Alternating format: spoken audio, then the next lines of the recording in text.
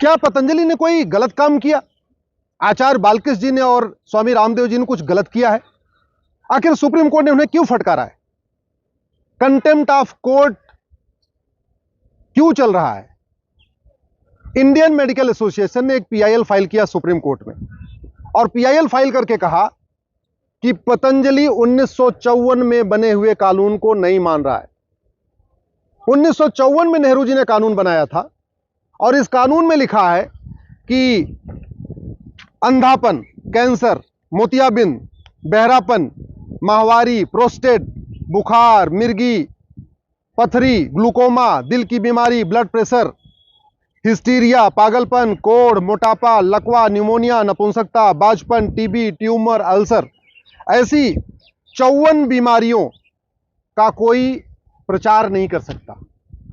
याद रखिए, यह कानून बना था 1954 में, नेहरू जी ने बनाया था। यह कानून क्यों बनाया गया था? इसलिए बनाया गया था कि उस समय नीम हकीम खतरे जान टाइप के लोग जगह जगह प्रचार करते थे, बोर्ड लगा देते थे कि हम कैंसर भी ठीक कर देंगे, हम बाजपन भी ठीक कर देंगे, हम नपुंसकता भी ठीक कर देंगे। उसको रोकने के लिए एक कानून बनाया गया। दूसरा पर्पज इसका क्या था कि एलोपैथी में इन बीमारियों का इलाज नहीं है।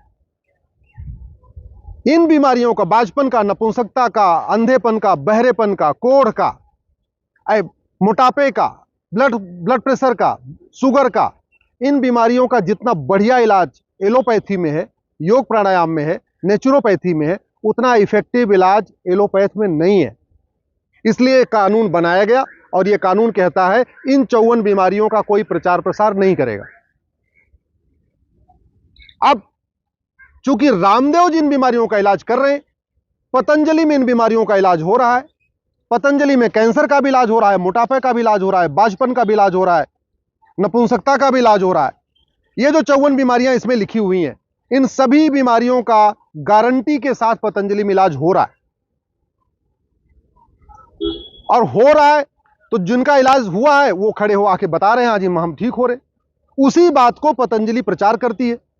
बाबा रामदेव जी अपने कार्यक्रम में बोलते हैं कि हाँ भाई हम इसका गारंटी इलाज करते हैं, लेकिन कानून कहता है कि आप इसका प्रचार प्रसार नहीं कर सकते। इन बीमारियों के बारे में आप सार्वजनिक रूप से नहीं कह सकते हम गारंटी के साथ इलाज कर सकते। इसलिए मैं कह रहा हूं, न रामदेव जी ने कोई गलत किया है, न बालकृष्ण जी ने कोई गलत किया है, न पतंजलि ने कुछ गलत किया है। दूसरी तरफ सुप्रीम कोर्ट ने भी कुछ गलत नहीं किया, क्योंकि कानून में लिखा हुआ है कि आप इन 54 बीमारियों का प्रचार नहीं करेंगे।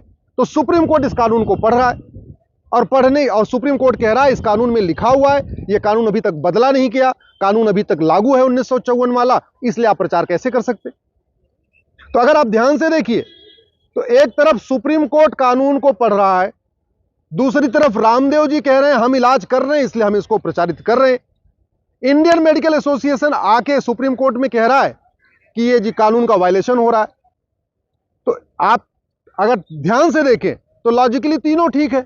आईएमए भी कह रहा है भाई कानून में लिखा हुआ है प्रचार नहीं करना, सुप्रीम कोर्ट भी कह रहा है हाँ जी कानून में लिखा हुआ है कि आप इन 54 बीमारियों का प्रचार नहीं करेंगे, और रामदेव जी भी ठीक है क्योंकि इन 54 बीमारियों का इलाज वो कर रहे हैं, गारंटी के साथ कर रहे हैं।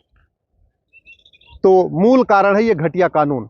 इसलिए मैं बार बार कहता हूं, कानून जब तक नहीं बदलेगा तब तक व्यवस्था नहीं बदलेगी। रामदेव जी ने करोड़ों लोगों का इलाज किया है, करोड़ों लोग उनको सुबह आस्था पे देख के ठीक हो चुके हैं, करोड़ों लोग पतंजलि गए भी नहीं है, वो घर बैठे सुबह 5 बजे आस्था खोलते हैं, 7 साढ़े 7 तक आस्था देखते रहते हैं और कपालभाति, अनुलोम विलोम, योग प्राणायाम करते रहते हैं, उसी से अपनी बीमारी ठीक कर लेते हैं। मैंने तो देखा है कि ऐसी ऐसी बीमारियों का इलाज जहां पे एलोपैथी में कहीं है ही नहीं है। और मैं अपना उदाहरण देता हूं, मेरे पिताजी का घुटना खराब हो गया, मैंने दिल्ली एम्स में दिखाया, उन्होंने कहा घुटना ट्रांसप्लांट करना पड़ेगा। मैंने दिल्ली के राम मनोहर लोहिया हॉस्पिटल में दिखाया, उन्होंने बोला घुटना ट्रांसप्लांट करना पड़ेगा। एक बहुत बड़े दिल्ली के प्राइवेट हॉस्पिटल में दिखाया, उन्होंने कहा घुटना ट्रांसप्लांट करना पड़ेगा। मैं अपने पिताजी को हरिद्वार ले गया पतंजलि, 10 दिन के अंदर बिल्कुल ठीक हो गए। 2 साल बीत चुका है, बढ़िया चल रहे हैं, साइकिल भी चला लेते हैं, आराम से बैठ भी जाते हैं, इंडियन टॉयलेट में बैठ लेते हैं, वेस्टर्न तो छोड़िए इंडियन में भी बैठ लेते हैं, और घुटना ट्रांसप्लांट भी नहीं कराना पड़ा। अब ये सोचिए अगर हमने तो यहां दिखा लिया, एम्स में दिखा लिया, राम मनोहर लोहिया में, वो गांव के गरीब आदमी, हर व्यक्ति तो एम्स में नहीं जा सकता, हर आदमी तो करोड़ लाख 4 लाख रुपए 5 लाख रुपए नहीं खर्च कर सकता ट्रांसप्लांट कराने के लिए। तो वो क्या करता है, वो योग प्राणायाम के जरिए, नेचुरोपैथी के जरिए आस्था टीवी चैनल को देख के वहीं से अपना इलाज कर रहा है। दुनिया की सबसे बढ़िया जो रिसर्च सेंटर है वो पतंजलि ने खोला है। 500 से ज्यादा उनके पास रिसर्च पेपर हैं। 1200 से ज्यादा डॉक्टर पूरे देश में उनके लिए इलाज भी कर रहे हैं। सब कुछ है। और इसके बाद भी जब वो कह रहे हैं कि हाँ मैं इलाज कर लेता हूं, पेपर में ऐड दे रहे हैं कि मैं गारंटीड इलाज करता हूं, तो उनको कंटेम्प्ट ऑफ कोर्ट का नोटिस आता है। इसलिए मैं कह रहा हूं, इस कानून के खिलाफ आवाज उठाइए। और यही कानून नहीं, जो भी 25 साल से ज्यादा पुराने कानून हो सबको रिव्यू करना चाहिए। जो भी सन 2000 से पहले बने कानून हैं सबको रिव्यू करने की जरूरत है। आखिर सड़क नहीं बन सकती है, एयरपोर्ट नया बन सकता है, हर चीज का मॉडिफिकेशन हो सकता है, स्कूल नए बन सकते हैं, तो कानून नए क्यों नहीं बन सकते?